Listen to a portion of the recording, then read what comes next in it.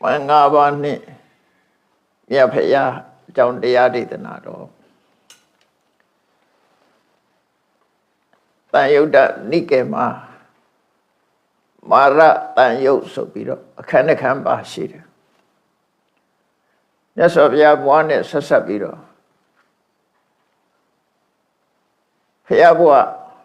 Payapitu Mayoking Asabiro. A Jane La Yabiro. Now shede Mara Swade Patepi Hojama shede. Todo di Mara lu kore Mangava Eri Ngamu Shusa Mayam Mangamu Sura Lurie Yenema shede Kilita ale Mara Tau Kilita Mara lu kore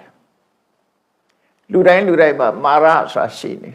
Go Chesira, Lua Chesiro. Novana the Moha Sure, Mara Yapsira. Mara Sura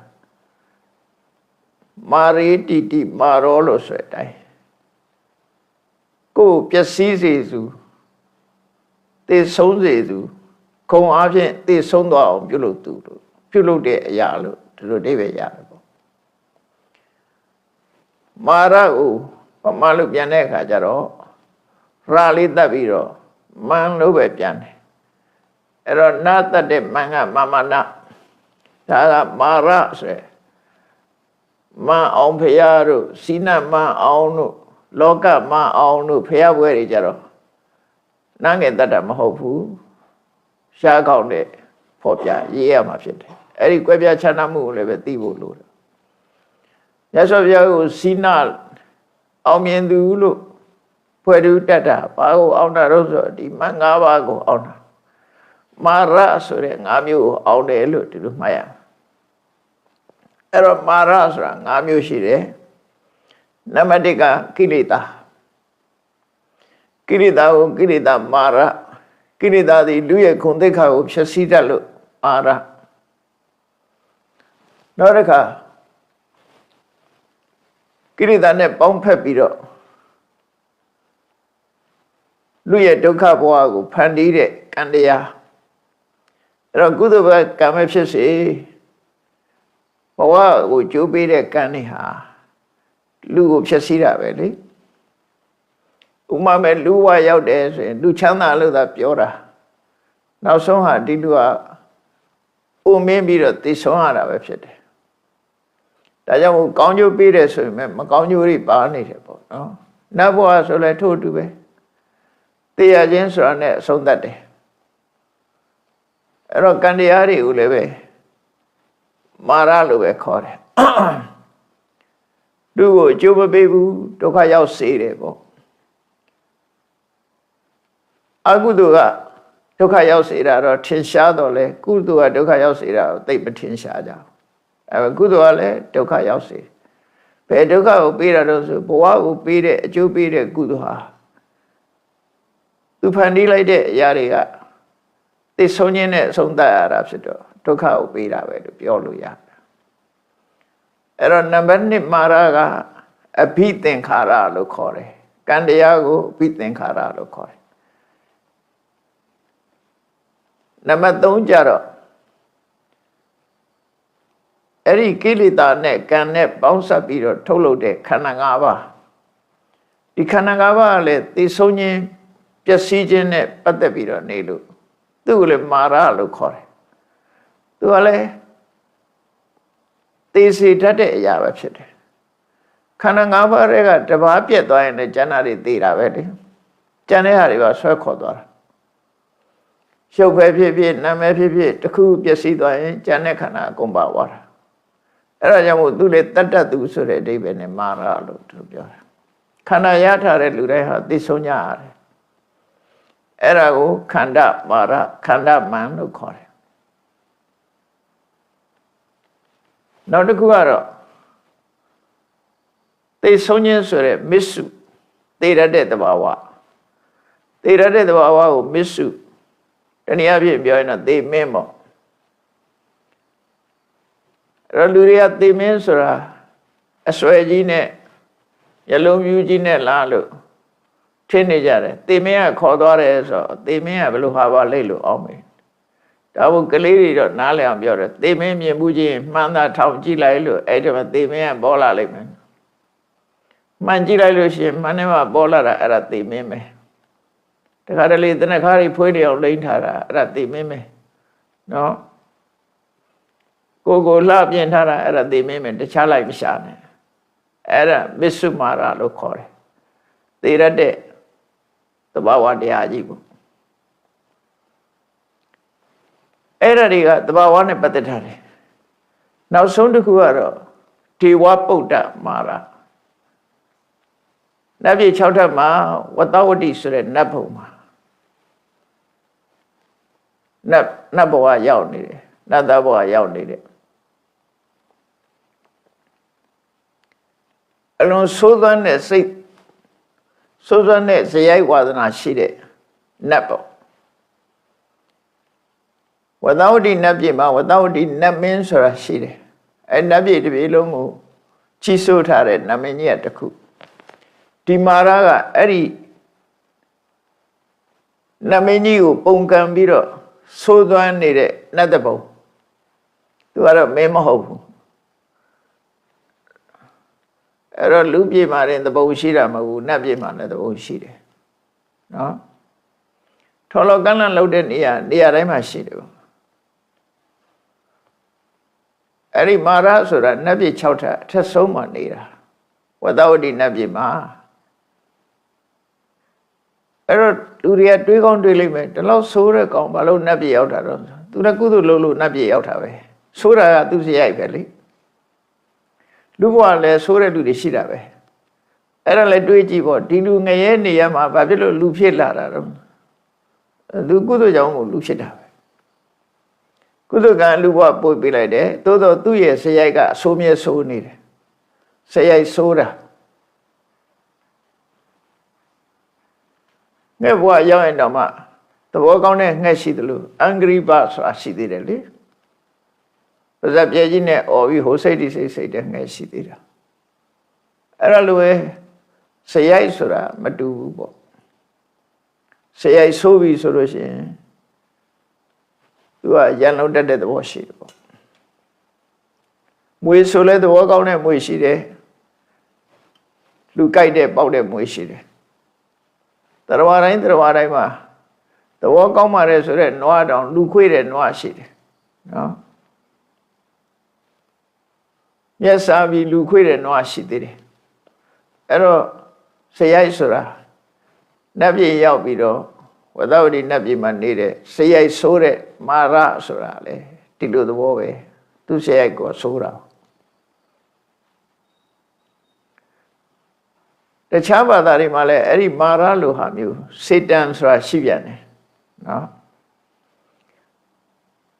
ဘာသာကြားတွေမှာစေတန်ဆိုတာအဲ့ဒီမာရပဲဖရာသခင်ကိုနှောက်ယှက်တယ်ဆိုပြီးတော့အဲ့တော့အလုံးပေါင်းလိုက်တဲ့အခါကျတော့မန်၅ပါးမာရ၅ပါးနော်ရှားကောင်းတဲ့တတ်ရည်တာအဲ့ဒါကြောင့်မို့လို့အတန်ထွက်တော့မာရ၅ပါးလို့ခေါ်တာဒါပဲဗမာအတန်ကမန်၅ပါးလို့ပဲတန်ထွက်တယ်သေတဲ့တန်နဲ့မန်၅ပါးလို့ပဲခေါ်ကြတယ်မြန်မာပြည်မှာအဲ့ဒါနဲ့သုံးနှုန်းတာတွေအများရှိတယ်လောကမအောင်ဖရာတို့ဇိနမအောင်ဖရာတို့မအောင်ကျွန်းတို့နော်အဲ့ဒီကဒီမာရနဲ့ပတ်သက်တာတွေကြီးပဲကောင်းတော့နော်အဲ့ဒါလို့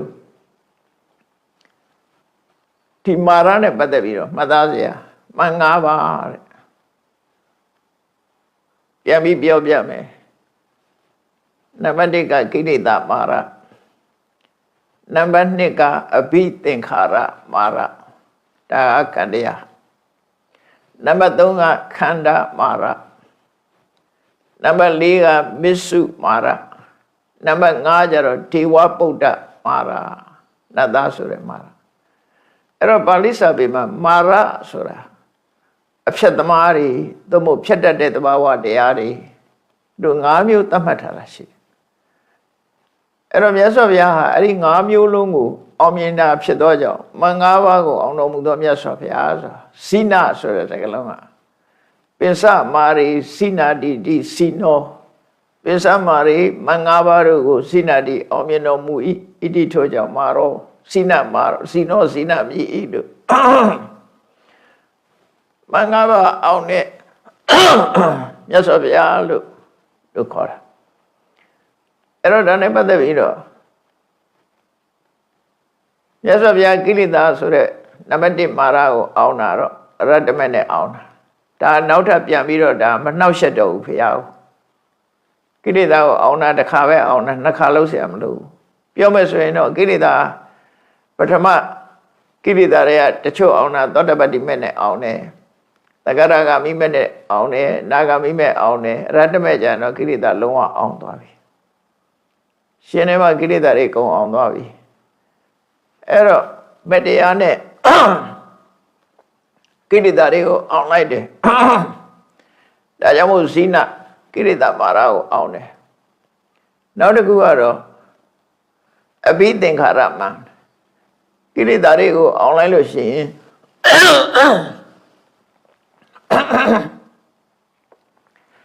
ကံတရားကိုလည်းအောင်ပြီးသားဖြစ်လို့ကိလေသာကုန်လို့ရှိရင်ကံကလည်းကုန်သွားတာပဲကိလေသာនិရောဓေကမ္မនិရောဓောကိလေသာချုပ်လို့ရှိရင်ကံချုပ်တာဖြစ်တော့ကြောင့်ကိလေသာကိုအောင်ခြင်းဖြင့်ကံကိုလည်းအောင်ပြီးသားဖြစ်သွားတယ်ဘယ်လိုအောင်တာတော့ဆိုရင်မြတ်စွာဘုရားတဏ္ဍာမှာကံဟောင်းနေရှိနေတော့လည်းပဲကံအသစ္စာကိလေသာမရှိတဲ့ကုန်သွားတဲ့နောက်မှာကံအသစ္စာမဖြစ်တော့ကုသိုလ်ကံဆိုတာဖြစ်တော့အကုသိုလ်ကံဆိုတာတော့လုံးဝမရှိတော့ဘူးအဲ့တော့ကံဟောင်းကတော့ခန္ဓာရှိနေတယ်များပါတယ်အဲ့တော့ကံအသစ်မဖြစ်တော့လို့အဘိသင်္ခါရမံဒုတိယမြောက်ဖြစ်တဲ့အဘိသင်္ခါရမံကိုလည်းမြတ်စွာဘုရားအောင်တယ်လို့သူတို့ဆိုတာတတိယခန္ဓာမှာအောင်တယ်ဆိုတာကကိလေသာနဲ့ကံဒီနှစ်ခုကိုဖယ်လိုက်လို့ရှိရင်သူတို့ထုတ်လိုက်တဲ့ခန္ဓာဆိုတာနောက်ထပ်မရှိတော့ခန္ဓာထုတ်မဲ့အကြောင်းတရားတွေမရှိတော့အကြောင်းတရားတွေအောင်ဉာဏ်အဖြစ်ခန္ဓာဆိုတဲ့မာရကိုလည်းပဲအောင်ပြီးသားဖြစ်သွားတယ်လို့သူပြောရတယ်ဒါလက်ရှိခန္ဓာကြီးကတော့ရှိနေသေးတာပေါ့သို့တော့နောက်ဘဝနောက်ခန္ဓာဆိုတာမရှိတော့သည့်အတွက်ကြောင့်ခန္ဓာကိုလည်းအောင်တယ်လို့သူပြောတာနောက်တစ်ခါမစ္စုမာရခန္ဓာရှိရင်သိဆုံးခြင်းရှိတယ်ဒီဘဝခန္ဓာကြီးကတော့ပြိဋိဘံပြုပြီးသိဆုံးအောင်မှာပဲသို့တော့နောက်ဘဝမှာခန္ဓာဆိုတာအကြောင်းတွေမရှိတော့လို့ကံနဲ့ကိလေသာမရှိတော့လို့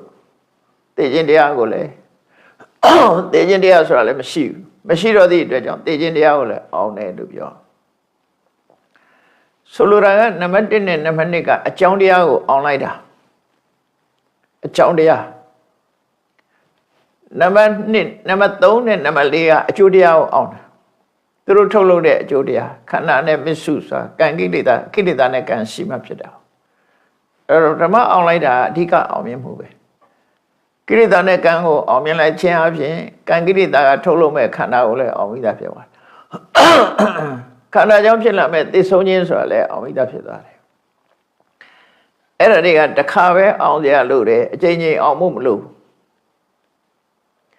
အဲ့တော့အချိန်ချင်းအောင်နေရတာကတော့အချိန်ချင်းလာပြီးနှောက်ယှက်ပြီးတော့မြတ်စွာဘုရားနဲ့ဆုံတွေ့ပြီးအချိန်ချင်းလာပြီးဒုက္ခပေးတာတော့ဒေဝဗုဒ္ဓမာရအဲ့ဒီဒေဝဗုဒ္ဓမာရကိုလည်းပဲသူနှောက်ယှက်ခြင်းနဲ့နှောက်ယှက်လို့မရတော့သူ့ကိုလည်းအောင်တယ်လို့ပြောလိုက်ရတာနောက်ဆုံးတော့သူအလျှော့ပေးသွားတယ်စောစောပိုင်းကအလျှော့မပေးဘူးသေမအေးတယ်ဆိုတော့မြတ်စွာဘုရားကကဲငါပြိဋိဘံဆန္ဒမယ်လို့ဆုံးဖြတ်လိုက်မှသူ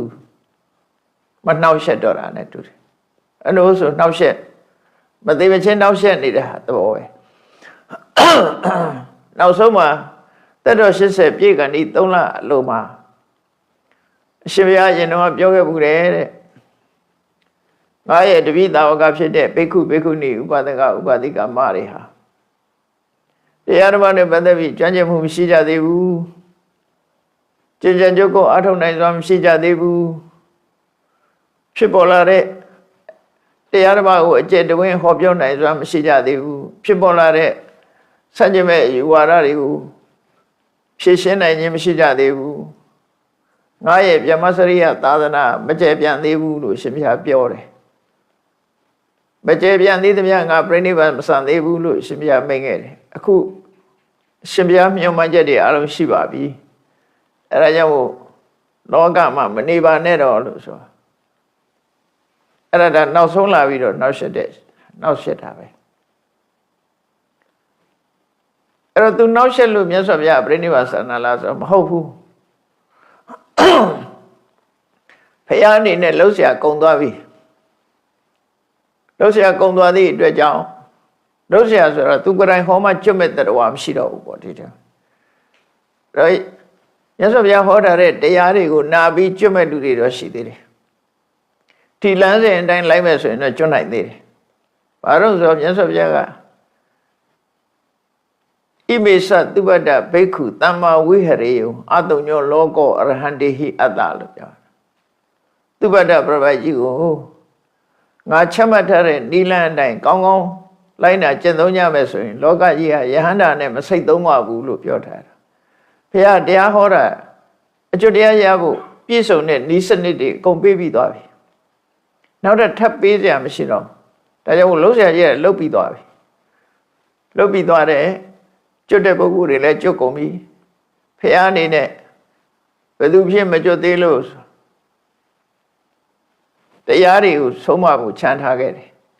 အဲ့ဒီတရားတွေကိုနိုင်ယူခြင်းအပြင်ကျွတ်သွားနိုင်တဲ့ပုဂ္ဂိုလ်တွေအများကြီးပဲဒီသစ္စကဆိုတဲ့နိဂန္ဓကြီးဟာမြတ်စွာဘုရားဟောတော့ကမြတ်စွာဘုရားနဲ့နှစ်ခါဆုံတယ်ပေါ့သူကအကျွတ်တရားမရဘူးအခွင့်သာတိုင်းမြတ်စွာဘုရားကိုကောတယ်ပက်တယ်သူကဆန့်ကျင်မဲ့လုပ်တယ်သို့တော့မြတ်စွာဘုရားသူ့ကိုသိခံပြီးတော့တရားတွေရှင်းပြတယ်ဘာအတွက်တုံးဆိုရင်ဝါဒနာဘာကိယနောက်ဘဝတွေမှာသူကအခြေခံလေးရတော့အောင်လို့ဘုရားရှင်းပြတယ်အဲကြောင့်မို့လို့သူကမြတ်စွာဘုရားပြိဋိဘံဆံပြီးတဲ့နောက်မှာတီဟိုကျွန်းမှာလူဖြစ်ပြီးတော့အဲ့တီဟိုကျွန်းမှာသူ့ဘွဲကဗုဒ္ဓရခိတလို့ထင်တယ်အဲ့ဒီယဟန်ဖြစ်ပြီးတဲ့အခါမှာသူကယဟနာဖြစ်သွားတီဟိုသာသနာမှာသူကျွတ်တန်းဝင်သွားအဲ့သစ္စကကြီးအဲ့ဒီမှာကျွတ်တန်းဝင်သွားဖယားလက်ထက်ဖယားသက်တော်တရားရှိတော့သူကျွတ်တန်းဝင်အဲ့လိုဆိုတာအဲ့တော့အဲ့ဒီတို့မာရဆိုတဲ့ထဲမှာအခုမာရတန်ရုပ်မှာလာတဲ့မြတ်စွာဘုရားစီအကျဉ်းချင်းလာပြီးတော့အနှောက်အယှက်ပေးတဲ့မာရအကြောင်းကိုဒီနေ့ကနေစပြီးတော့အပိုင်းတစ်ကစပြီးမပြီးမချင်းပေါ့နော်မပြီးမချင်းအဲ့ဒါကိုဟောမယ်မာရတန်ရုပ်ကိုဟောပေးတာအဲ့တော့ပထမသုတ်ကတပောကမ္မသုတ်လို့ခေါ်တယ်မင်္ဂဘာအကြောင်းကိုရှင်းပြတော့ဒီနေရာမှာသက်ဆိုင်တာမာတေဝဗုဒ္ဓမာရဆိုတဲ့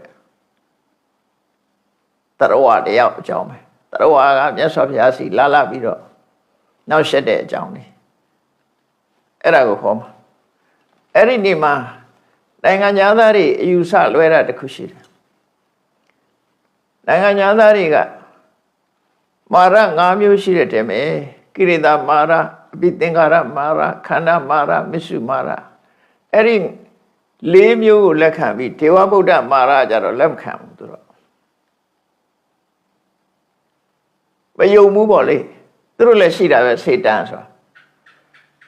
သူတို့မယုံတာတော့သူတို့ယုံရင်ယုံတာပဲမယုံရင်တာမယုံဘူးနိုင်ငံညာသားဆိုရလို့ပါ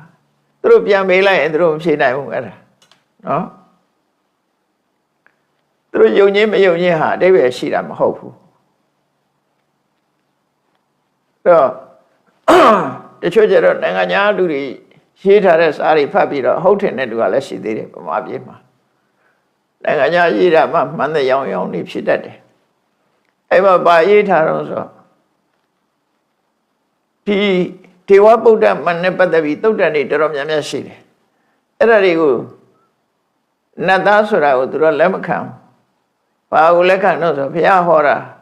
ရာဂဒေါသမောဟဆိုတဲ့ဒီကိရိတာတွေကမာရပဲအဲ့ဒါတွေကဘုရားကိုလာနှောက်ယှက်တယ်လို့သူတို့အဲ့လိုယူဆတယ်အဲ့တော့ဘုရားကိရိတာပယ်တာခဏခဏပယ်နေရတဲ့သဘောဖြစ်တာပေါ့သူတို့ပြောပုံကတော့ဘုရားကိရိတာတစ်ခါပဲပယ်တာဟုတ်စားသူတို့ပြောတော့ဘုရားကိရိတာထပ်အိမ်ခဏခဏလုံးနေတဲ့အဓိပ္ပာယ်ရောက်နေတယ်လုံးဝမမှန်ကန်တဲ့အတွေးတွေပေါ့နော်သူတို့ပြောလဲမှန်တာမှမဟုတ်တာသူတို့အမှားတွေအများကြီးကိုလူတွေကဟုတ်တယ်တရုတ်ပြည်ကိုပါဠိလိုအိန္ဒိယတို့တီဟိုတို့ကချိနလို့ခေါ်တာချိနဗမာစာရေးတဲ့ကစိနရထစိတ်တိုင်းဆိုပြီးဗမာစာပေမှာရေးတယ်အိန္ဒိယတန်တဲ့ချိနအဲ့ဒါဟိုအင်္ဂလိပ်ကလာပြီးတော့ China လို့ဖတ်တာအဲ့ဒါမှားဖတ်တာမှားချိနအဲ့သူတို့မှားတာဟိုဒီအလူတွေကထောက်မပြကြဘူးမင်းတို့မှားဖတ်တာလို့ဒါနော်သူတို့ဖတ်လိုက်ရင်ဟုတ်ထင်နေကြတာအဲ့စကလုံးကချိနဆိုတဲ့စကလုံးပဲ CHIA ပေါင်းထားတာမဟုတ်လား CHI ကချိပဲလေအနေကနပဲလေချိနပဲဘာဖြစ်လို့ China ဖြစ်ရမှာတော့ဒါသူတို့မှားဖတ်တာအဲ့ဒါကိုဗမာအပြားစုကမှားတာမှားမှမသိကြဘူးသူတို့ပြောရင်ဟုတ်တယ်ထင်ကြတယ်သူတို့မဟုတ်တာတွေအများကြီးပဲမဟုတ်တာတွေအများကြီးဒါအပုတ်ချပြောတာမဟုတ်ပါဘူးဟိုအမှားဆိုတာလူတိုင်းမှာရှိပါတယ်မှားဆိုတာလူတိုင်းမှာရှိတယ်တခါတော့အမေရိကန်ဦးစင်းတယောက်ဘုန်းကြီးစီလာပြီးတော့အမေရိကန်အိုကလန်ဟောမာစတိတ်ကပြီးတော့သင်္ကန်းလာဝတ်တယ်သူကအိုကလန်ဟောမာစတိတ်အမေရိကန်ပြည်နယ်90ကျော်ရှိတဲ့ထဲအိုကလန်ဟောမာလာတာသူကကတိကတလွန်မေးတယ်ကတိကတလည်းပြောတယ်ဗမာစကားတော့သူကနည်းနည်းပါးပါးသင်ထားတော့ဗမာလိုပြောတာသူကလာပြီးတော့တရက်တော့ပြောတယ်သူဗမာစာသင်ပေးတဲ့အခါကျBurmese language is very funny တဲ့သူမြန်မာဘာသာစကားတကယ်ရည်စားကောင်းတယ်လို့ပြောတာဒါနဲ့ဘုန်းကြီးဘာဖြစ်လို့လဲကွာတော့ရှင်းတဲ့အတိုင်းမဖတ်လို့အဲ့ဒီဆိုလို့ရှိရင် all languages are very funny ပဲလို့ဘာသာစကားတိုင်းဟာရေးတဲ့အတိုင်းမဖတ်လို့ funny ရဲစရာကောင်းတယ်ဆိုရင်ဘာသာစကားမှန်သမျှရေးတဲ့အတိုင်းမဖတ်ဘူးလို့ဘယ်အင်္ဂလိပ်ဘာသာရောရေးတဲ့အတိုင်းဖတ်လား I know you ဆိုတဲ့အခါကနိုးလို့ရေးပြီးတော့ဘာလို့ know တယ်ဖတ်တာကေပဲရောက်သွားတာမင်းတို့ရောဖတ်လို့လား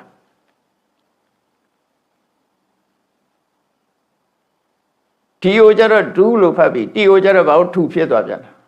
put ကျတော့ put လို့ဆိုပြီးတော့ but ကျတော့ဘာလို့ဘတ်ဖြစ်ပြန်တာအကုန်လုံးကမင်းတညီတဲ့ဖတ်ပါလားအကုန်လုံးအဲ့ကြတော့နောက်မမေးရတော့အဲ့လိုလူတွေနော်အဲ့လိုလူတွေသူတို့အမှားကြတော့မမြင်ဘူးဒီပြင်လူတွေအမှားကြသူတို့ထောက်ပြတယ်အဲ့ရှောလည်းဟုတ်တယ်ထင်အဖြူအထင်ကြီးတဲ့ယောဂကလည်းဗမာပြည်ဒီမှာဆွဲတတ်သေးတယ်အဲ့ဒါတတိထားဖို့လိုအပ်တယ်ပေါ့သူတို့တိုင်းပညာတတ်တာမဟုတ်ဘူးသူတို့တိုင်းလူတို့တော်တာမဟုတ်ဘူးဖြူတိုင်းတော်တာမဟုတ်အဖြူညံ့နေကလေးကဝတွေအများကြီးရှိသေးတယ်ဒါသူတို့အပုတ်ချပြောတာမဟုတ်ပါဘူးနော်မကောင်းတော့မကောင်းဘူးအဲ့လိုပြောတာဟိုဒီနားလဲအောင်ပြောပြတာလူတွေကတချို့ကျတော့အဖြူဆိုရင်ထင်ကြီးတယ်လို့ပြောတာဖြူတိုင်းမဟုတ်ဘူးလို့နော်ဘယ်တိုင်းလည်းမမှောက်ပါဘူးဖြူတိုင်းလည်းကောင်းတာမဟုတ်ပါဘူးကောင်းခြင်းမကောင်းခြင်းကသူ့ရဲ့ဇယိုင်းနဲ့ဆိုင်ပါတယ်နော်အဲ့တော့တချို့အရေးထင်မကြီးသင့်တာတွေအများကြီးရှိတယ်ဘာမှမတတ်ဘဲနဲ့ဗမာပြည်လာဆရာလှုပ်သွားတာတွေရှိတယ်နော်ဗမာပြည်ရတဲ့လူတွေကအလိန်ခံရတာတွေရှိတယ်လေကြားနေရတာပဲလာလိန်သွားတယ်တကယ်တတ်တာမဟုတ်ဘူးဒီကလည်းအဖြူဆိုဟုတ်တယ်ထင်ပြီးလက်ခံနိုင်ငံသားတော်တယ်အကုန်တတ်တယ်ကြီးပဲထင်တယ်ကလေးကွားတွေပြည့်နေနိုင်ငံသားနော်ကလေးကွားတွေပြည့်တတ်ချင်းမတတ်ချင်းဆိုတာရည်ချင်းပေါ်မှာမူတည်ပြီးတော့ပြောအောင် ဗမာလဲဗမာတိုင်းတတ်တယ်မှာမဟုတ်တာတတ်တယ်မတတ်ဘူးဆိုတာတခြားစီပဲပေါ့ဒါတရားတကာတိုင်းစွတ်ပြီးတော့အထင်မကြီးသင့်ဘူးကိုယ့်ဟာကိုယ်ပဲလှုပ်တဲ့နေပေါ့နော်အဲ့တော့ဟုတ်ပြီသူတို့ပြောတိုင်းရေးတိုင်းကိုတချို့ကဗမာပြည်မှာဘာသာပြန်ပြီးတော့စာအုပ်ထုတ်တာတွေရှိတယ်အဲ့ဒါတွေကမှန်တာအဲ့သူတို့ပြောတဲ့အတိုင်းရာဂဒေါသမောဟကိုမာရခေါ်ရဲဆိုတာဟုတ်တယ်ကိလေသာမာရတာအဲ့ဒါကဖျားစီလာပြီးခဏခဏဟိုလိုပြောလိုက်ဒီလိုပြောလိုက်6လိုက်လုံနေတာတဲ့အဲ့ဒီရာဂဒေါသမဟုတ်ဘူးဒေဝဗုဒ္ဓယူရမှာဒေဝဗုဒ္ဓမဟုတ်ဘဲနဲ့ရာဂဒေါသပြောမှဆိုရင်ဖျားရင်ထဲမှာခဏခဏလောဘဖြစ်လိုက်ဒေါသဖြစ်လိုက်မောဟဖြစ်လိုက်ဖျားပါဆိုမှလောဘဒေါသမောဟတွေပဲရှိတော့မှာတော့နော်ဒါအဲ့ဒီလိုအမီးအမောက်မတဲ့တဲ့အယူဆတွေကဗမာပြည်ထဲမှာတချို့ဘာသာပြန်ပြီးရောက်နေတာတွေရှိတယ်တတိထားဖို့လိုအပ်တယ်ပေါ့သူတို့ရေးတဲ့အတိုင်းဟုတ်တာကြီးမဟုတ်ဘူးပိဋကစာပေမှာမှန်ကန်ရှိတယ်အဲ့တော့ကဲတေဝဗုဒ္ဓမန်နဲ့ပတ်သက်ပြီးတော့ပြောအောင်ဒီသုတ်တန်လေးကိုဧဝမေသုတ္တန်နဲ့စထားတယ်ရှင်အာနန္ဒာကပရမတ္တန်ဃာယနာတော့ကပြန်ပြောပြတဲ့စကားသူမြတ်စွာဘုရားထံကအခုလိုမှတ်သားနာယူထားခဲ့ပါတယ်ဒါသူစကားမဟုတ်ဘူးဘုရားစကားပါဆိုတာကိုသူအတည်ပြုတာဒါလို့ဆိုရင်ကိုဟောတာလို့ဖြစ်နေမှာဆိုတော့ဧဝမေသုတ္တံဒီတိုင်းပဲသူနာယူမှတ်သားခဲ့ပါတယ်တဲ့ဧကံသမယမကဝဥရုဝေလာယံဝေရတိနိစ္စနေရင်စရာယတိရိအစပါဠနိကြောရမူလီပထမပိတံဗုဒ္ဓောမြတ်စွာဘုရားဟာဥရုဝေလတော်မှာနေရင်စရာမြက်ကမ်းခြေမှာရှိတယ်အစပါဠညောင်မင်းအောက်မှာဖျားဖြစ်စားကနေထိုင်ခဲ့တယ်တဲ့အစပါဠညောင်မင်းအောက်ရောက်တော့ဖျားဖြစ်စားနေထိုင်ခဲ့တယ်အဲ့ဒီလိုနေထိုင်တဲ့ချိန်မှာတဲ့တပါးတဲ့နေပြီးတော့တွေးမိတယ်ဒါသဘာဝပဲလေလူဟာကိုတယောက်တည်းနေတွေးတာပဲလေခေါင်းထဲမှာတွေးမိတယ်တဲ့ဘာတွေးမိတော့ဆိုမုတ်တော်ဝတ္တမိတာယဒုက္ခရကာရိကာယသာဓုမုတ်တော်ဝတ္တမိတာယအနတ္ထတံဟိတာယဒုက္ခရကာရိကာယသာဓုဝတ္တမိမုတ်တော်ဘောဓိသမစ္ဆကံမြတ်စွာဘုရားသူတွေးမိတာလေးပြန်ပြောတယ်ငါဟာခက်ခဲပင်ပန်းလှတဲ့ဒုက္ခရစရိယအကျင့်ကြီးကနေငါခုမှလွတ်သွားပြီတယ်6နှစ်နီးနီးလမ်းချော်ပြီးတော့ခန္ဓာကိုယ်ပင်ပန်းခံပြီးတော့အတ္တကိလမထအနုယောဂအကျင့်တွေကိုကျင့်တယ်အဲ့ဒါကိုဒုက္ခရစရိယလို့ခေါ်တယ်တချို့ကမှားပြီးဒုက္ခစရိယလို့ခေါ်တယ်ဒုက္ခစရိယမဟုတ်ဘူးဒုက္ခရစရိယဒုက္ခဆိုတာခက်ခဲတယ်ကရကလှုပ်ဖို့အမတမပင်မလို့လိုက်နာဖို့ရအမတမလှုပ်ဖို့အမတမခက်တဲ့အကျင့်လို့ဆိုလို့တယ်6နှစ်ပါလို့မြတ်စွာဘုရားဒုက္ခရစရိယအကျင့်ကိုကျင့်တာအဲ့ဒီမှာဖျားဖြစ်သူရောက်ပြီးတဲ့နောက်မှာမြတ်စွာဘုရားကပြန်တွေးတာဒီဒုက္ခရစရိယအကျင့်စိုးကြီးကငါခုလွတ်သွားတာကောင်းလိုက်တာလွတ်သွားပြီခုမှလွတ်တော့တာပဲအကောင်းထင်ပြီးတော့ကျင့်တာဗျာမှန်တော့မှားသွားတာမှားပြီးတော့ကျင့်တယ်အဲ့ဒါကြောင့်ဘုရားဖြစ်တာမဟုတ်ဘူးပင်မခံလို့ဘုရားဖြစ်တာမဟုတ်ဒါမှမဟုတ်တပည့်ဆက်ကြကြတော့ဟောတယ်လေဘုရားမင်းတို့ယဟန်တရားကျင့်မှုပပ္ပစိတအဖြစ်ရောက်လာလို့ရှိရင်ဒီလမ်းနှလမ်းကိုမလိုက်နဲ့ကာမတုခန္လိကနိယောဂစိန်ခနဲ့လမ်းမလိုက်နဲ့အတ္တကလိမထတုနိယောဂကိုပင်မခံတဲ့ဒုက္ခရစရိယအကျင့်လမ်းကိုမလိုက်နဲ့လို့ဆိုပြီးတော့မစ္စည်းမပฏิပဒါလမ်းကိုဟောပေးခဲ့တာသူကိုယ်တိုင်မှားခဲ့တာမသိခင်ကမှားခဲ့တာအဲ့ဒါကြောင့်မို့ခေါင်းထဲမှာပေါ်လာတယ်ဒီခက်ခဲပင်မလာတဲ့ဒုက္ခရစရိယကလွတ်သွားလိုက်တာကောင်းလိုက်တာတဲ့ခုမှလွတ်သွားတယ်သာဓုဝတ္တမိတာယအနတ္ထသဟိတယဒုက္ခရအနတ္ထသဟိတတယ်ဘာကောင်းကျိုးမှမရလိုက်တဲ့ဘာမှအကျိုးမရလိုက်တဲ့ဟာနော်ကိုလိုချင်တဲ့အသိဉာဏ်ဆို14မှမရလိုက်အဲ့ဒါပြောတာ တွေ့စကြဟောတော့လေအတ္တကိလေသာနိယောကောဒုက္ခအနာရိယောအနတ္ထသဟိတောဆိုပါတာပဲလေဘာကောင်းညို့မှမရပင်မယုံတက်တက်ပဲဖြစ်သွားတယ်အဲ့ဒါလို့ပင်မယုံတက်တက်ဖြစ်သွားတဲ့ကောင်းကျိုးချမ်းသာမရတဲ့ဒုက္ခရအစိရိယအကျင့်ကလွတ်သွားတာကောင်းလိုက်လေစွာတာရုဝတ္တမိမုတ်တော်ဘောတွေသမစ္စကံငါဟာခုမှပဲမာယွန်းနဲ့အကျင့်လမ်းကြောင်းကြီးကလွတ်ပြီးတော့ခုမှပဲဘောဓိဆိုတဲ့အရတ္တပညာသဗ္ဗညုတဉာဏ်တော်ကြီးခုမှပဲရတော့တယ်လို့ပြန်တွေးတာနော်အစမလာညောင်းမဲ့အောင်မှာနေရနေပြန်တွေးမိတာအဲ့လိုတွေးမိနေတော့အခွင့်ချောင်းနေတဲ့မာရရောက်လာမြတ်စွာဘုရားဘာတွေတွေးနေတော့ဆိုတော့ तू ကသူ့အလုပ်လည်းမဟုတ်ဖ ೇನೆ အမြဲတမ်းချောင်းပြောနေတာစောင့်ကြည့်နေတာ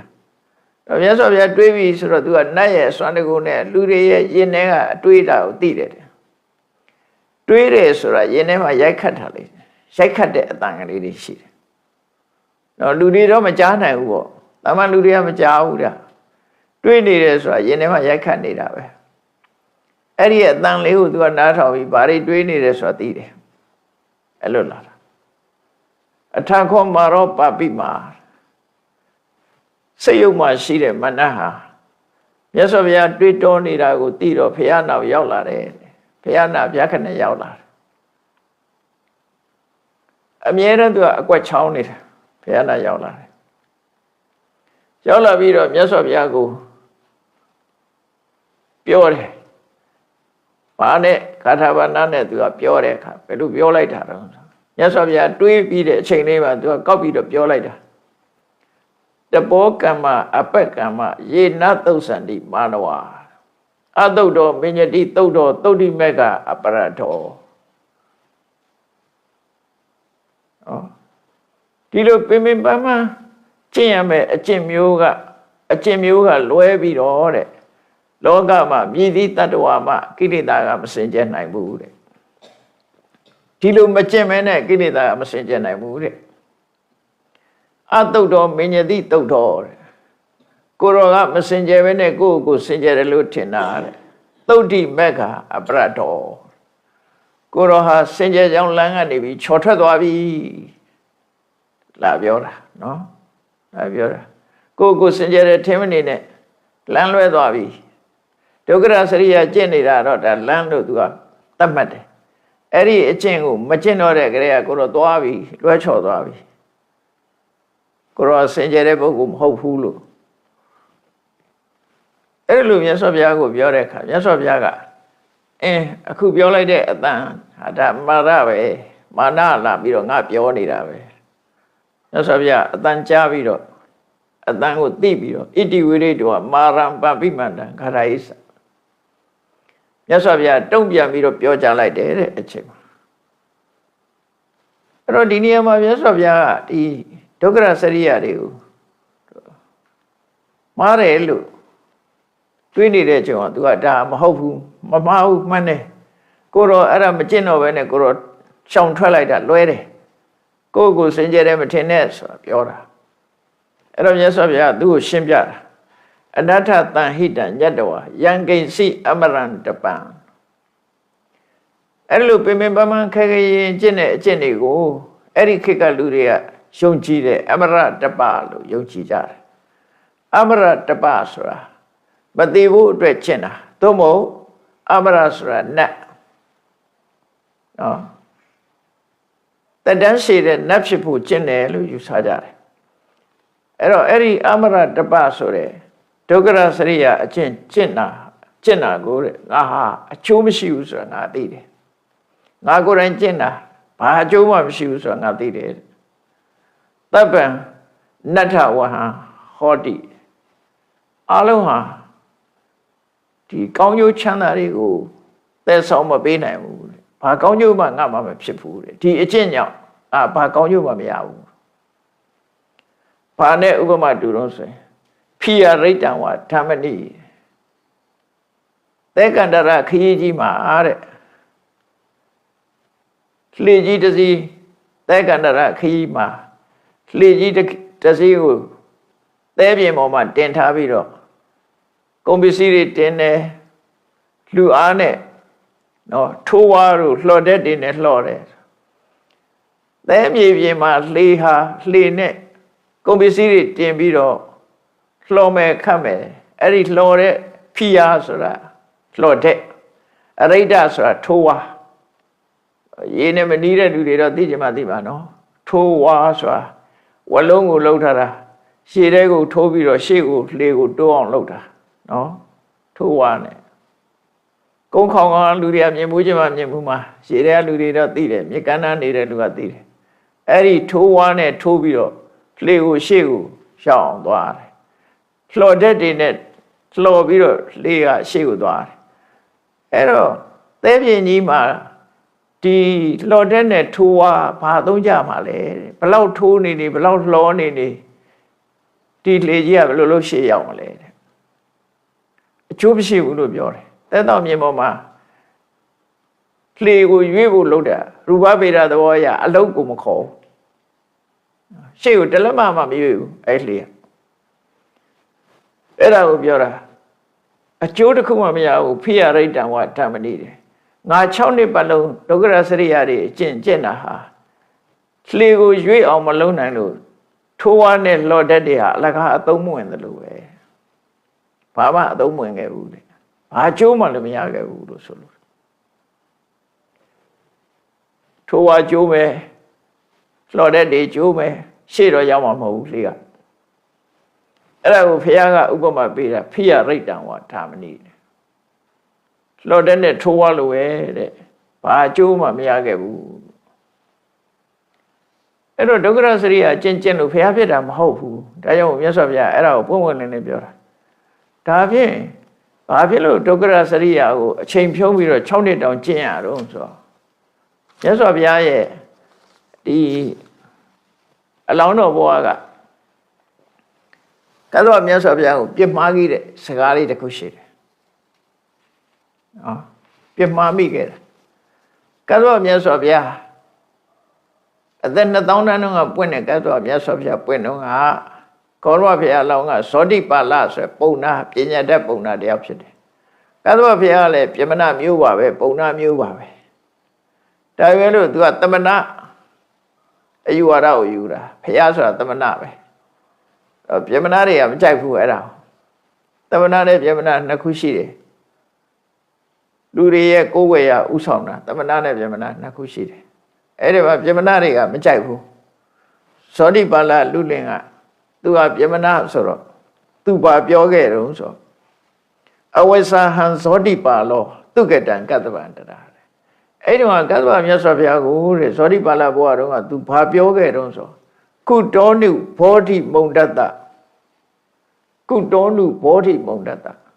သူတငယ်ချင်းကအဲ့တော့ကတ္တဗဘုရားရဲ့တပိဋကကြီးဂတိကာရအိုးရင်းတယ်ဆိုတာနောက်တော့ဂတိကာရပြမဖြစ်လာတာပေါ့နော်ဂတိကာရအိုးရင်းတဲ့ကြီးအဲ့တော့ကတ္တဗဘုရားရဲ့အလုတ်ကျွေးတပိဋကကြီးအဲ့တော့သူနဲ့ပတ်သက်ပြီးပြောတာဖြစ်နိုင်တယ်ပေါ့ခုတောနုဘောဓိမုံတတ္တဒီဥပိကရုံကိုတော့မှဘယ်လိုလုပ်ပြီးတော့ဒီအသိဉာဏ်တူဆိုတာရှိမှလဲနော်မုံတဆိုတာကရုံတုံးထားတာဒီကရုံမှာဘယ်လိုလုပ်ပြီးတော့အသိဉာဏ်ရှိမှာတော့ဘောဓိပရမထုံးလပါဘောဓိဆိုတဲ့အသိဉာဏ်ဟာရဖို့အမတမခက်ပါတယ်ဒီလိုကရုံတုံးထားတဲ့ပုဂ္ဂိုလ်ဘယ်လိုလုပ်ရမလဲထင်သေးတဲ့စကားကိုပြောခဲ့တယ်သူအဲ့တော့ဒါနောက်ပွင့်မဲ့ဖះလောင်းတော့ဖះမကြည်ညိုဘူးဖះကြည်ညိုတာမဟုတ်ဘူးဘာကြောင့်မကြည်ညိုတာတော့ဆိုတော့သူတို့ကဇာတိမန်လို့ခေါ်တယ်အဲ့ဒါဇာတိမန်ဆိုရင်ကောင်းတာမဟုတ်ဘူးနော်ဇာတိမန်ပြမနာတွေရဲ့ဇာတိကသူတို့မျိုးပဲသူတို့အထင်ကြီးတယ်ကျန်တဲ့တွေအထင်မကြီးဘူးသူတို့ယူဝါဒပဲထင်ကြီးတယ်ကျန်တဲ့တွေအထင်မကြီးဘူးအဲ့တော့ကကုတောနုဘောဓိမုံတတ္တဒီကတုံးမှာဘယ်လိုလုပ်ပြီးတော့ဘောဓိညာရနိုင်မှာတော့နဲ့ဘောဓိဆိုအလွန်ရခဲ့တယ်လို့သူပြောခဲ့တယ်အဲ့ဒီလိုပြောခဲ့တဲ့အကုသိုလ်ကံရဲ့အကျိုးအဖြစ်6နှစ်ပတ်လုံးဒုက္ခရစရိယာအကျင့်ကိုလမ်းလွဲပြီးတော့လိုက်နေရတာဘောဓိညာသွားဖို့ရလမ်းကြောင်းကတခြားလိုက်နေတာတခြား လမ်းလွဲပြီးတော့လိုက်နေရတယ်အဲ့ဒါဒီအကုသိုလ်ကံကြောင့်လမ်းလွဲသွားတာတဲ့တေနကမ္မဝိပါကေနအစရိဒုက္ကရံဝဟောမမရွင်ရွင်နဲ့လောဘခဲနဲ့ဒီဒုက္ခရစရိယာကျင့်တွေကိုသူကျင့်ခဲ့မိတယ်သဗ္ဗတာနိရုဝေလာယဥရဝေလာတော့မှ6နှစ်တောင်ကြာခဲ့တာတဲ့နော်တတောဘောဓိမပ္ပပုနေအဲ့ဒီကျင့်နေကြောင့်သူကသဗ္ဗညုတဉာဏ်ကြီးကိုရပြီးတော့ဖျားဖြစ်လာတာမဟုတ်ဘူးတဲ့အဲ့ဒီကျင့်နေရလွဲမှားဆိုတော့သူကျင့်ခဲ့မိတာတဲ့နာဟံဣတိနမက္ခိနပပုနေဘောဓိမုတ္တမငါဟာအဲ့ဒီခက်ခဲပဲမှန်းနဲ့ဒုက္ခရစရိယအကျင့်ကြောင့်ဖျားဖြစ်သူရောက်တာမဟုတ်ဘူးတဲ့ကုံမက္ခိနခဝေတိတ်တံပုဗ္ဗကမ္မေနဝါရီတော်အတိတ်ဘဝလုပ်တဲ့မကောင်းမှုအကုသိုလ်ကံကနေပြီးတော့ပိတ်ဆို့ထားသည့်အတွက်ကြောင့်လမ်းကြောင်းလွဲသွားတယ်ဒုံမြန်ကြီးကလမ်းကြောင်းလွဲသွားတယ်လို့ပဲတရားကျင့်တဲ့အကျင့်တစ်ခုကလမ်းကြောင်းလွဲသွားတယ်အဲ့ဒီအကုသိုလ်ကံကနေပြီးတော့ပိတ်ဆို့လိုက်လို့မမှန်မကန်တဲ့လမ်းကြောင်းနဲ့ဘောဓိဆိုတဲ့သဗ္ဗညုတဉာဏ်ကြီးကိုရတ္တပဉာဏ်သဗ္ဗညုတဉာဏ်ကိုရှာခဲ့တာတဲ့ဒီအကုသိုလ်ကြောင့်အလိုရှာခဲ့ရတာအဲ့တော့အကုသိုလ်ကရရှိလျအောင်လဲလှုပ်တတ်တယ်ဆိုတာမှတ်ထားကြပါအကုသိုလ်လည်းမထိုက်ဘူးဆိုတော့တော်တော်ခက်တယ်နော်950ဇတ်ထဲမှာတရားမင်းကလူဘဝကသွားတဲ့တရားမင်းပေါ့လေအဲ့တရားမင်းကအဖေလို့တဲ့လူကတရားဖြစ်ပြီးတော့နေတော့သားကဆင်းရဲနေတာဒီကောင်ဆင်းရဲပါတယ်ဆိုငါမမယ်ဆိုပြီးဒီကောင်ကတော်ရဲသွားတဲ့ကမောတော့နဲ့သွားတာနဲ့ရွှေအိုးလေးကိုပေါ်အနေဆွဲထားတာဒီကောင်ကမောသွားတယ်တွေ့ပါစေဆိုပြီးတော့ဆွဲပြီးအဲ့ဒီနေ့ကျမှအဲ့ဒီနာကျငုံသွားတဲ့မရလိုက်ပြန်ဘူးနောက်တည်းအဲ့ဒီကောင်ငုံသွားဒီနေ့ငုံသွားလို့မရတာကဲနောက်ရတော့သူ့ကိုငုံတာမြင်အောင်လို့ဆိုပြီးတော့အောက်ချပေးထားတယ်အဲ့ကြတော့မော့သွားပြန်အဲ့ဒါပဲမကောင်းမှုအကုသိုလ်ကမောရမယ်နေ့ကျတော့ငုံတယ်ငုံရမယ်နေ့ကျတော့မော့သွားတယ်လွဲတာပဲနော်ရှုပ်နဲ့လွဲသွားတာတဲ့ထားပြန်လည်းပဲဘေးကြည့်သွားရင်သွားနေဦးမှာအဲ့ကြိုင်အခုလည်းပဲမြတ်စွာဘုရားကကုံမက္ခိနခဝေတိတ်တံမမှန်ကန်တဲ့အလုံးမှားရွေးတဲ့လမ်းကြောင်းကိုကုံမက္ခမိုက်ကဆိုတာလမ်းကုံမက္ခဆိုတာမကောင်းတဲ့လမ်းနဲ့မကောင်းတဲ့ဒီနဲ့သွားပြီးတော့ရှာလိုက်တာတဲ့။ဘာကြောင့်အလိုရှာမိတာတော့ဆိုရင်ပုဗ္ဗကမ္မေနဝါရီတော်မကောင်းတဲ့အကုသိုလ်ကံရဲ့တားမြစ်ခံရမှုကြောင့်အမှန်ကန်ထင်ပြီးတော့လုံးမိတယ်လို့အဲ့လိုဆိုလို့တယ်ပေါ့နော်။အဲ့တော့မြတ်စွာဘုရားအလောင်းဟာဒုက္ခရစရိယကျင့်နေဆိုတာအဲ့ဒီကိစ္စတွေကြောင့်လမ်းလွဲသွားတာ။နောက်ပိုင်းကျတော့မှတိယအညုံမဲ့ကိုဘောရာယအသိဉာဏ်ဖြစ်ဖို့အတွက်တော့တခြားနိလန်းရှိကောင်းရှိလိမ့်မယ်ဒီလမ်းကြောင်းတော့ငါကုံအောင်သွားပြီးပြီအဲ့တော့နည်းနည်းလောက်တာမဟုတ်ဘူးလက်တဆုံးနိုင်လိုက်တာကျင့်စဉ်ကိုကုံအောင်ကျင့်တာနော်ဇွဲရတော့အမြဲတမ်းကောင်းတယ်တတိကောင်းတယ်ဇွဲကောင်းတယ်စိတ်ပြက်တာတခုမှမရှိဘူးလုံးဝစိတ်ပြက်သွားတာမရှိဘူးစိတ်ဓာတ်ကကြန့်ခိုင်တယ်နောက်ကျပြန်စဉ်းစားရမရတော့လက်ကုံနှိပ်ပြီးတော့လက်ကုံနှိပ်ရတဲ့နဲ့မရတဲ့အခါကျတော့တိယအညုံမဲ့ကိုဘောရာယဒီလမ်းတော့မဟုတ်ဘူးတခြားလမ်းဖြစ်ကောင်းဖြစ်လိမ့်မယ်ဆိုစဉ်းစားလိုက်တဲ့အခါမှာငယ်စဉ်တုန်းကကလေးဘဝမှာခမည်းတော်သုတ္တရဏမင်းကြီးကလက်ထောမင်္ဂလာလုံနေတော့လက်ထောမင်္ဂလာဘွယ်ကြည့်ကြလို့အဆောင်နေအထိန်နေကနေပြီးတော့အဲ့ဒီပဲငေးနေတဲ့အချိန်မှာသူတယောက်ကလေးသူတယောက်တည်းဖြစ်တဲ့အချိန်အာနာပါနကမ္မထံကိုကျင့်ပြီးတော့ပထမဇန်ရဘူးတဲ့ကလေးပေါက်စာဘွားအဲ့ဒါဟာလမ်းကြောင်းဖြစ်တော့တယ်သူဆုံးဖြတ်ပြီးအဲ့ဒီလမ်းနဲ့လိုက်တာအဲ့ကြောင့်ဖျားဖြစ်သွားအဲ့တော့ဖျားဖြစ်ဖို့ကျင့်တာအကြာကြီးမဟုတ်ဘူးလမ်းမနေတာကြာတာ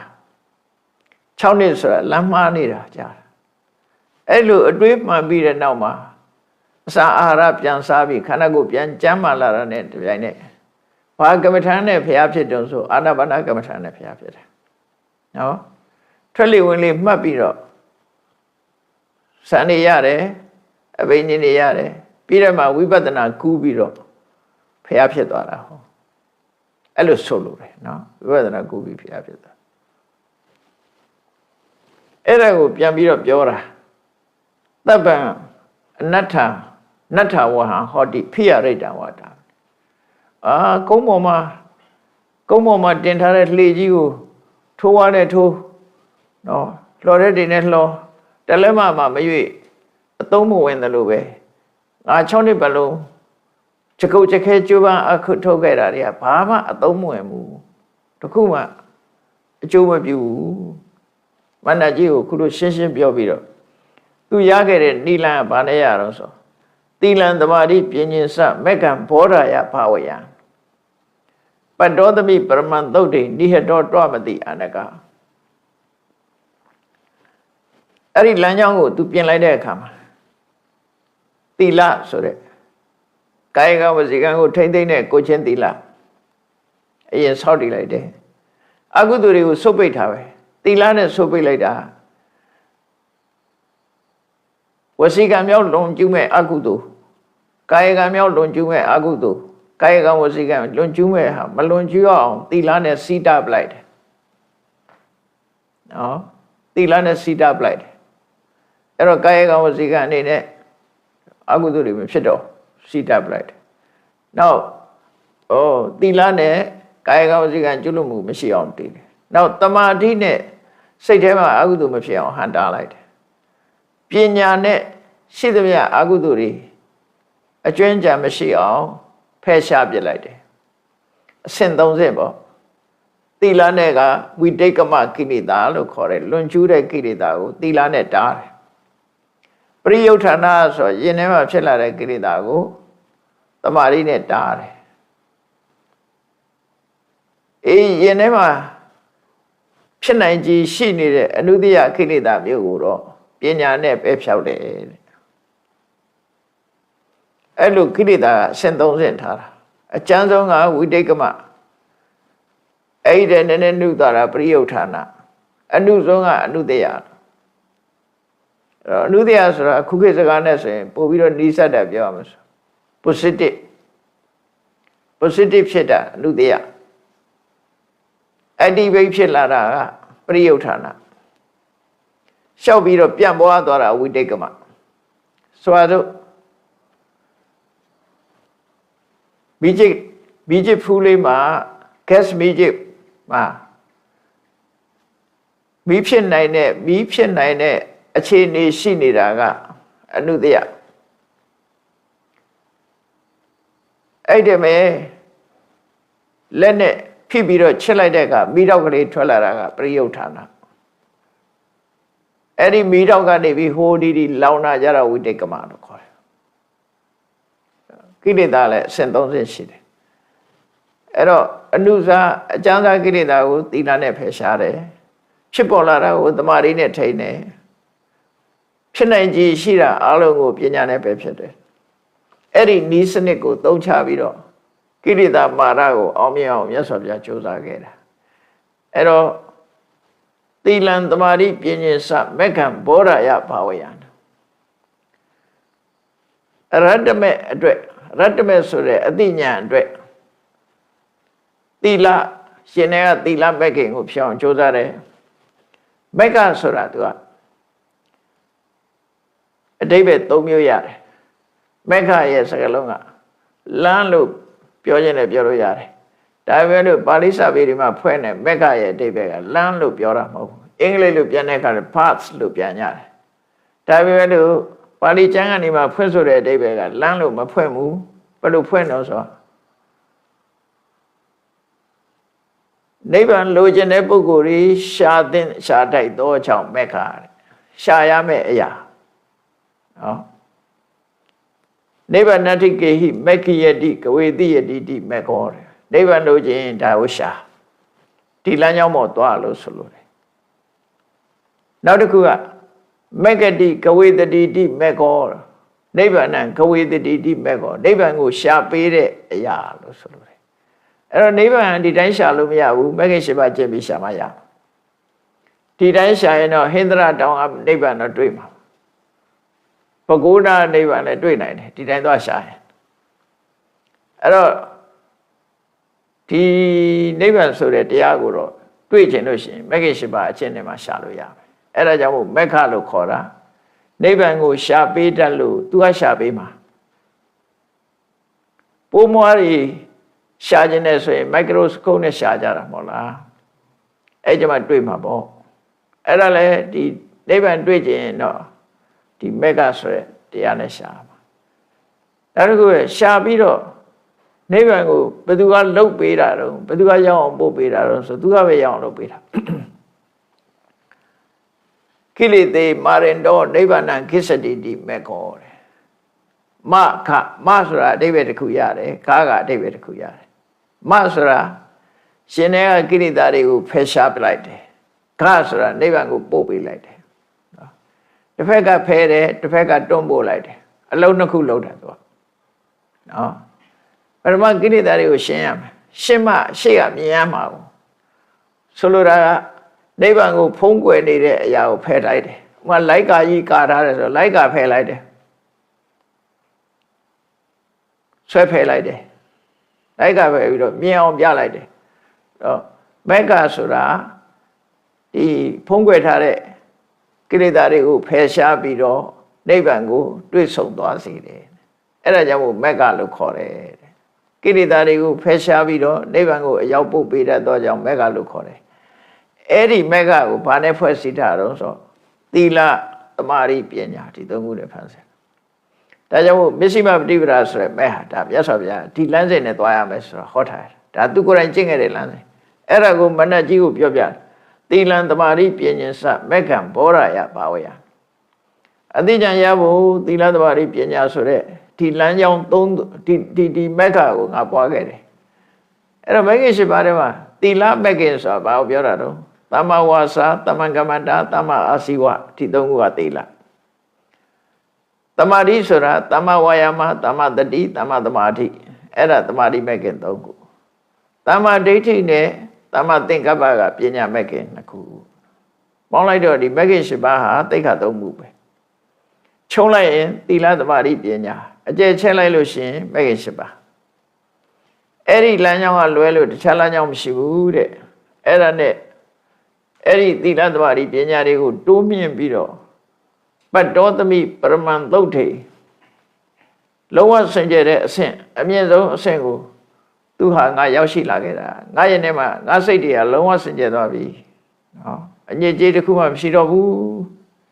နိဟတောတွမတိအနကတဲ့အနကဆိုတာမိုက်ကန်းတဲ့ကောင်ပေါ့အဆုံးကိုပြုရတဲ့ကောင်ဟဲ့မိုက်ကန်းတဲ့ကောင်မင်းရှုံးသွားပါပြီကွာမင်းဟာအရှုံးသမားကြီးပါလို့ပြောမှာပဲနော်ဟိုတခြင်းတွေရလို့ဓာတဂီရီရှုံးသမားပေါ့မင်းရှုံးပြီငါနိုင်တယ်ပေါ့နော်နိဟတောတွမတိအနကမင်းဟာအရှုံးသမားကြီးပါငါမင်းကိုနိုင်လိုက်ပြီမင်းခုမှလာပြီးတော့ပြောမနေနဲ့ဆိုပြီးတော့မြတ်စွာဘုရားမင်းဟာအရှုံးသမားလို့အဲ့လိုတုံ့ပြန်ပြောလိုက်တဲ့အခါမှာအထခောမာရောပါပိမသာဏတိမံဘဂဝါသာဏတိမံဒုက္ကတောတိဒုက္ခိဒုမနောတထေဝန္တရတာဤသူကတိတ်တိတ်ကလေးလာပြီးတော့ဘာလို့ညာလို့နဲ့လာပြောတာပြောတော့မြတ်စွာဘုရားကနိဟတောတွမတိအနကဟဲမနမင်းငါသိတယ်မင်းဟာအရှုံးသမားကြီးပဲပြောလိုက်တော့ဩငါသိသွားပြီငါသိသွားပြီဆိုပြီးတော့အဲ့ကြတော့စိတ်မကောင်းစွာနဲ့အဲ့ဒီနေရာမှာပျောက်ကွယ်သွားပါတယ်ဒီလိုဆုံးသက်ထားတယ်နော်အမြဲတမ်းပဲစိတ်မကောင်းစွာပျောက်ကွယ်မှာပဲသူစိတ်မကောင်းစွာနဲ့ရှေ့ဆက်မပြောတော့ပဲနဲ့မတုံ့ပြန်တော့ပဲနဲ့အဲ့ဒီနေရာပျောက်ကွယ်သွားပါတယ်တဆေလာ6တာဟုတ်နော်တထေဝန္တရတာရဲ့ဒီအဲ့ဒီနေရာမှာသူအတန်ပေးတဲ့နေရာမှာပဲသူပျောက်သွားတယ်ပျောက်သွားတယ်ဆိုတာတခြားမဟုတ်ဘူးသူနေရာသူပြန်သွားတာပြန်ထွက်ပြေးသွားတယ်ပေါ့အဲ့တော့သူတို့ကပြေးတယ်ဆိုတာဟိုကားစီးပြေးတာလည်းမဟုတ်မြင်းစီးပြေးတာလည်းမဟုတ်ဒီနေရာကဝုတ်ခနဲ့ပြောက်ပြီးသူနေရာပြန်ရောက်သွားတာဒါကိုဆိုလို့တယ်ပေါ့ဒါကြောင့်မို့ပျောက်ွယ်သွားပြီလို့ပြောလိုက်တာဒါကတပောကမ္မတုတ်ပထမဆုံးတုတ်မှာမနတ်ကိုတုံ့ပြန်ပြောဆိုခဲ့တဲ့စကားလေးတွေမှတ်သားကြရတာဖြစ်တယ်တရားချစ်ခင်သူတော်စင်ပြိဿအပေါင်းတို့မင်္ဂပါနဲ့မြတ်ဖရာရဲ့အကြောင်းကို ပထမပိုင်းမှာအခုလိုနာယူမှတ်သားကြရသဖြင့်ရသော်ဘုရားရဲ့ဂုဏ်တွေကျေးဇူးတွေကိုအာယုံပြုပြီးတော့ကြည်နူးတဲ့ပီတိတူးနဲ့အသိဉာဏ်တွေကိုဖွင့်ဖြိုးစေနိုင်တာဖြစ်သောကြောင့်မြတ်စွာဘုရားကျင့်တယ်လို့ကျင့်ကြံကြုတ်ကိုအထုံးမှသာလဲတွေ့တဲ့တွေတန်တရားဝကလွတ်မယ်ဆိုတာကိုယ်စီမှတ်သားပြီးကျင့်ကြံပွားများအထုံးနိုင်ကြပါစေကုန်သတည်းသာဓုသာဓုသာ